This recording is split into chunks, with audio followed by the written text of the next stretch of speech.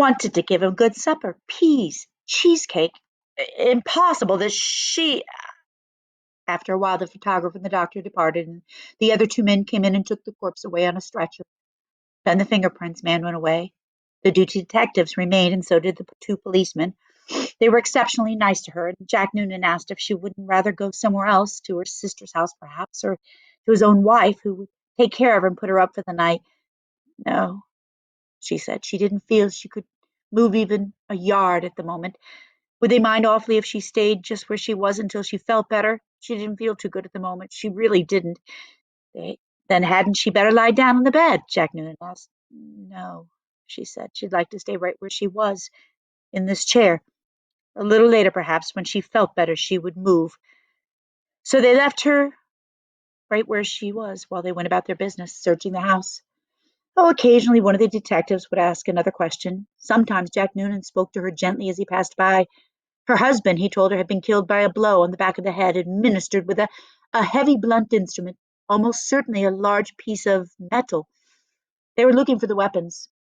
The murderer may have taken it with him, but on the other hand, he may have thrown it away or hidden it somewhere on the premises. It's the old story, he said. Get the weapon and you've got the man. Later, one of the detectives came up and sat beside her. Did she know, he asked, if of anything in the house that could have been used as a weapon? Would she mind having a look around to see if anything was missing? A very big spanner, for example, or a heavy metal vase. She didn't have any metal vases, she said. Or a big spanner. She didn't think they had a big spanner, but there might be some things like that in the garage. The search went on. She knew that there were other policemen in the garden, all around the house. She could hear their footsteps on the gravel outside, and sometimes she saw the flash of a torch through a chink in the curtains.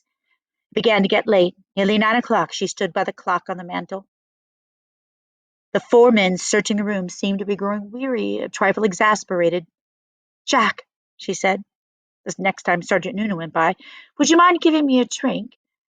Sure, I'll get you a drink. You mean this whiskey? Yes, please, but just a small one. It might make me feel better. He handed her the glass. Why don't you have one yourself? She said. You must be awfully tired. Please do. You've been very good to me. Well, it's not strictly allowed, but I might just take a drop to keep me going. One by one, the others came in and were persuaded to take a little nip of whiskey. They soon stood around awkwardly with the drinks in their hands, uncomfortable in her presence, trying to say consoling things to her. Sergeant Noonan wandered into the kitchen, came out quickly and said, Look, Mrs. Maloney, you know that oven of yours is still on, the meat's still inside.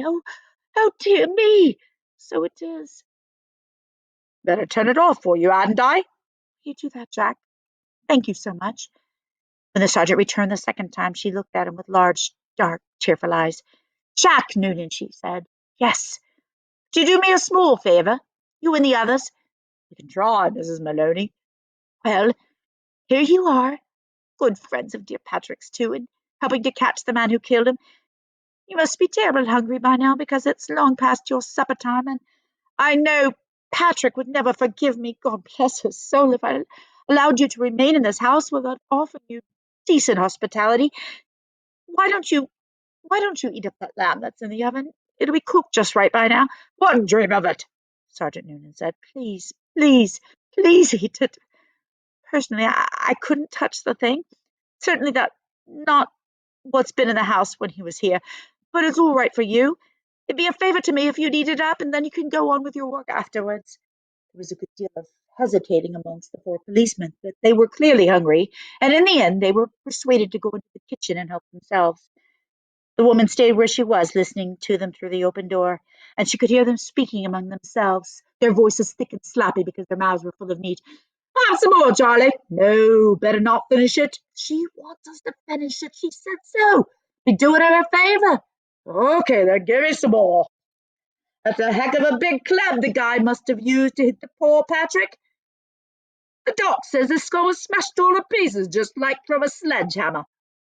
That's why it ought to be easy to find. Exactly what I say.